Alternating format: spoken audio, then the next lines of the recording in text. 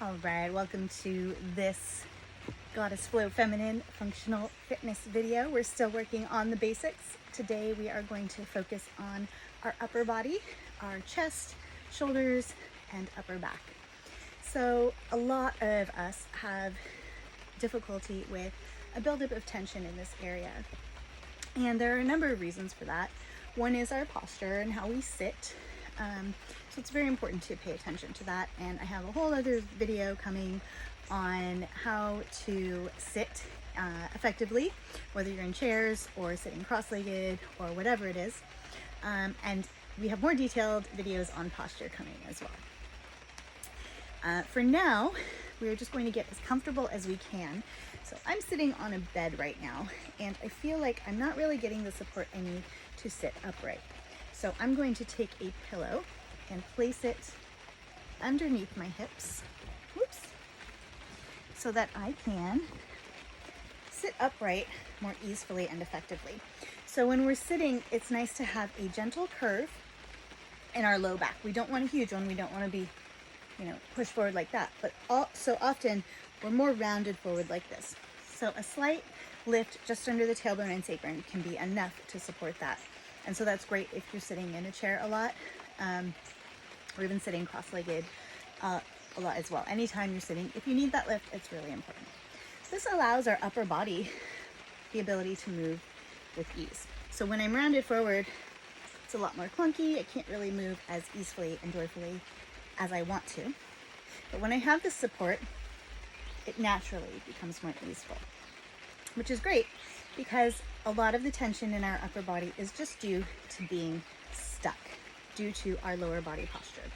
A lot of it too is how our arms are. So often our arms are outstretched. We're typing on a computer, doing dishes, cooking, whatever it is, or stuck in a holding posture if we're holding babies or books or whatever it is. So the point is, whatever posture you tend to be in frequently, you want to do things to support release of that tension. So one of the ways that we can release tension in our upper body is through one of my favorite practices called positional release. So positional release is an osteopathic manipulative medicine technique that I learned a number of years ago when I was apprenticing at an osteopathic clinic. And it can be used, it's a modality in itself, but it can be integrated into everyday life very easily, and it's very effective and powerful. So the key to positional release, which I sometimes refer to as anti-yoga, because we're not stretching so much as shortening the muscles. So the point of the exercise is to shorten muscles that are having difficulty relaxing. And so for the upper body, this is often felt in the traps, the triangle muscles at the top here that attach our head to our shoulders. And then in our upper back as well, which tends to also be the traps, but can be a number of muscles because there's so many layers of muscles in that area. The great thing about positional release is that we can get all of those layers at once. So we're going to start with the traps, and all we're going to do is shorten the muscle. So I'm putting my hand on my thigh so that my shoulder naturally lifts up a little bit, and then I'm letting my ear come down towards my shoulder and tipping my chin up towards the ceiling or the sky. So this naturally shortens the top part of the trapezius muscle. If you feel dizzy at any time while doing this, come slowly back out, and it'd be a good idea to get checked out by your primary care physician just to make sure you don't have any compression of the nerves running through that area. This is true on either side. If either side causes you to feel dizzy, then it's a really good idea to get checked out before you do it again. So when we're in this posture, we're holding it for about between 30 seconds and 1 minute. Breathing nice and slow and even, as deep into the belly as you can without it being full of effort. So we want it to be a nice soft breath. We're wanting our body to soften as much as possible. Oftentimes you will feel like you need to sigh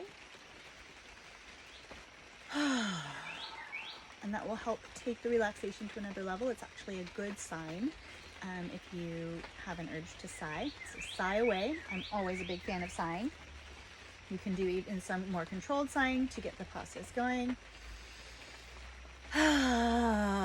Sink even deeper into it. Oh yeah. So as we sink deeper, the muscle shortens and relaxes. It softens even more, and we can get to the core tension. We often will have a seed of tension in our muscles that regular yoga doesn't really get to. Even a mild version of this practice may not get to. But as we deepen our breath and we repeat these postures throughout the day, throughout the week, and the month, and the year, the effectiveness builds, and we can get to those deeper levels with ease.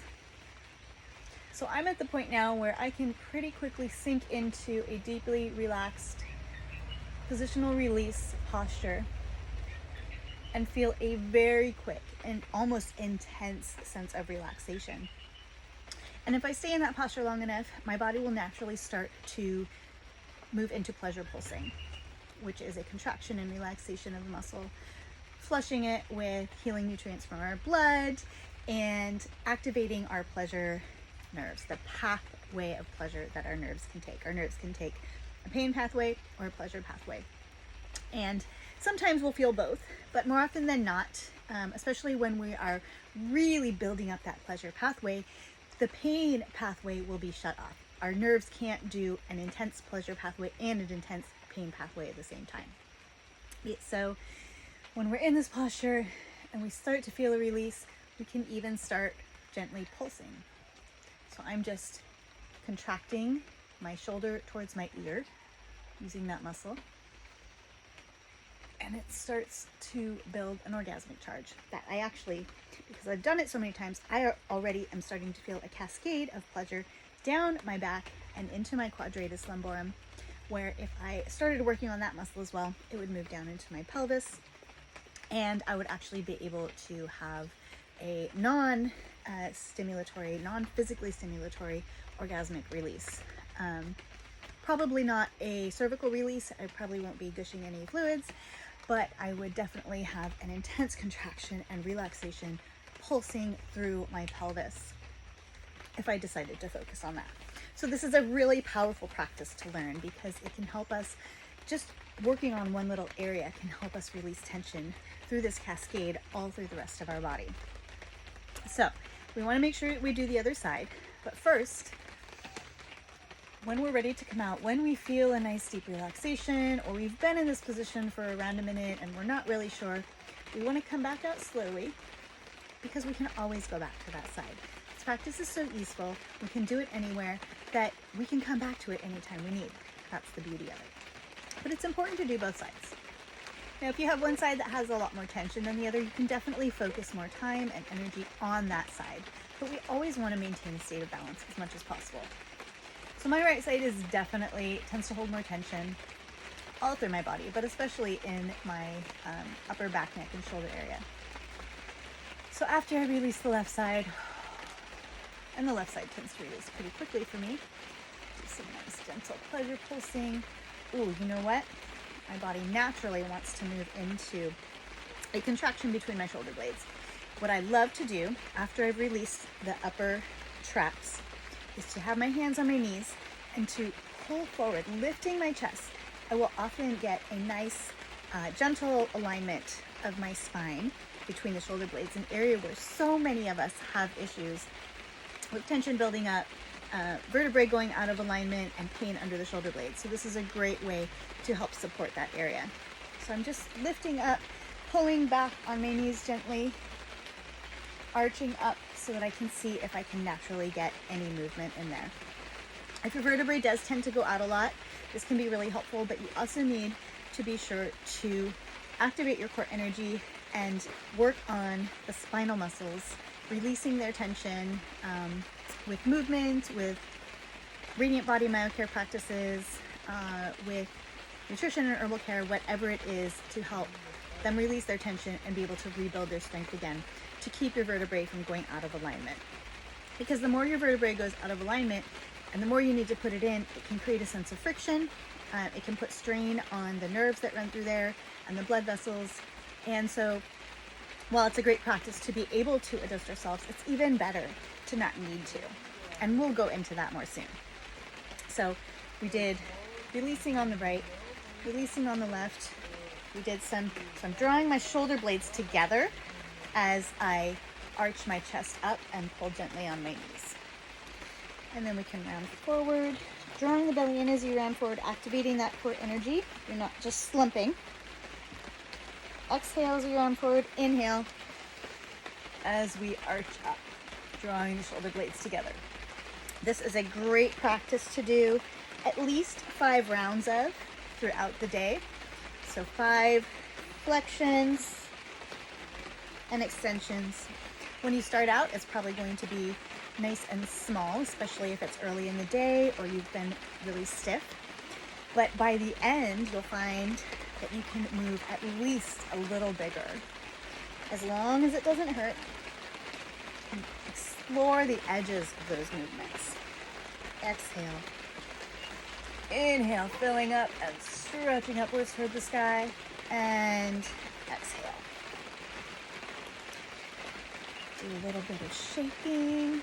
So rocking, shaking, and bouncing are primal movements. I have a whole other video on all of those, but I love to use them throughout my routine. So I'm just going to do a little bit now. Just initiating from the hips, a little bit of side to side motion, letting it shake out through the shoulders, wiggling the arms, bouncing a little bit. Bouncing is great for all horizontal planes in our body. So our pelvis, our breathing diaphragm, and our shoulder diaphragm all really benefit from bouncing, as well as our internal organs. And we talk more about why that is in the primal movements video. All right, so I already feel a lot of tension release. If I needed even more, I could go back through any of those, and I highly recommend doing that. I feel inspired to do a twist right now. So to do a twist, there are many variations of twisting.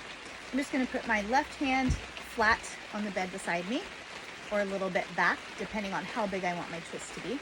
So if you're just feeling a small twist, you just rainbow your arm, arc your arm up and over, put it on the outside of your knee, and then let your hand go back as you twist.